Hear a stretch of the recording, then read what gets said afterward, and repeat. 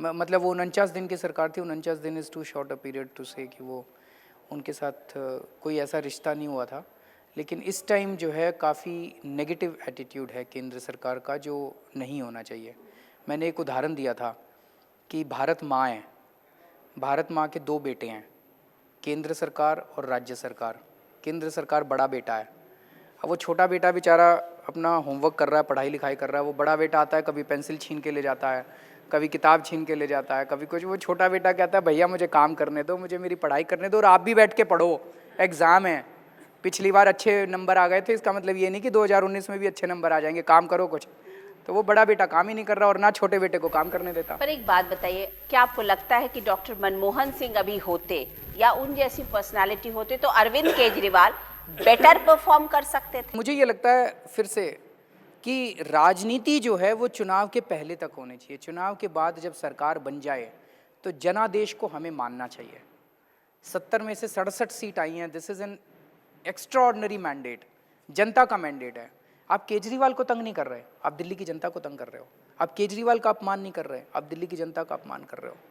अब मोदी सरकार से दूसरे साल में जब आप जा रहे हैं तो आप कुछ स्पेसिफिक चीजें रखेंगे कि मुझे ये काम तो आप करने दीजिए? बस एक ही चीज़ है, हमें काम करने दीजिए। हमें आपसे पैसा नहीं चाहिए, हमें आपसे ज़मीन नहीं चाहिए। हम जितना पैसा है उतने में काम कर लेंगे।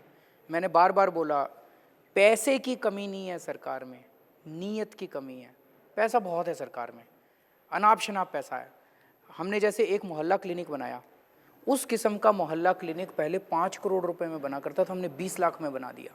पैसा बहुत है, हमें काम करने दीजिए। ये एलजी को, कभी एसीबी को, कभी सीबीआई को, कभी किसी को, कभी किसी को, ये शोभा नहीं देता। अभी भी आपको इस बात का डर है कि फिर से सीबीआई आपके दफ्तर में आ सकती है? धमकियां दे रहे हैं हमारे ऑफिसर्स को बुला बुला के। मैंने तो बताया आपको, मेरे अपने स्टाफ को, मनीष के स्टाफ को, सतिंदर जैन के स्टाफ को सीबीआई वालों ने बुला बुला के धमकी दी। बुलाते हैं, बाहर बिठा देते हैं 6 घंटे तक, फिर अंदर बुलाते हैं, 5 ऑफिसर बैठते हैं।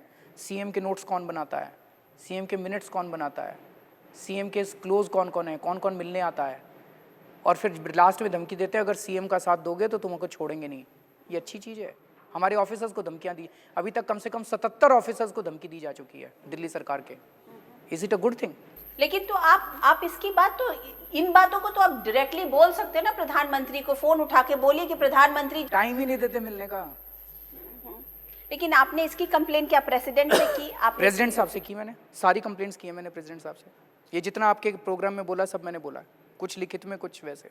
लेकिन आप इससे कैसे निकलेंगे? अब तो राजनीति और ज्यादा, जिसे कहते हैं उसमें और खिंचाव और दुराव संघर्ष होगा। करेंगे, अंतिम सांस तक संघर्ष करेंगे। दुराव होगा तो आप सब भ्रष्टाचार का, गुंडागर्दी का, इंटॉलरेंस का, कर पाएंगे? क्योंकि सांप्रदायिकता ज्यादा का। वक्त तो उसी में चला जाएगा।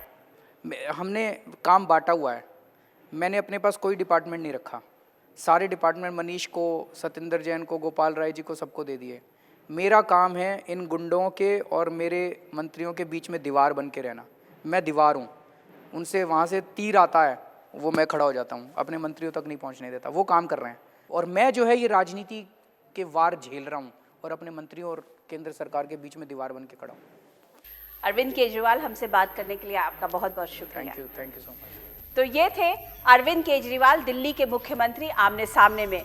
मैं अनुराधा प्रसाद आपसे फिर मिलती हूँ, तब तक के लिए नमस्कार।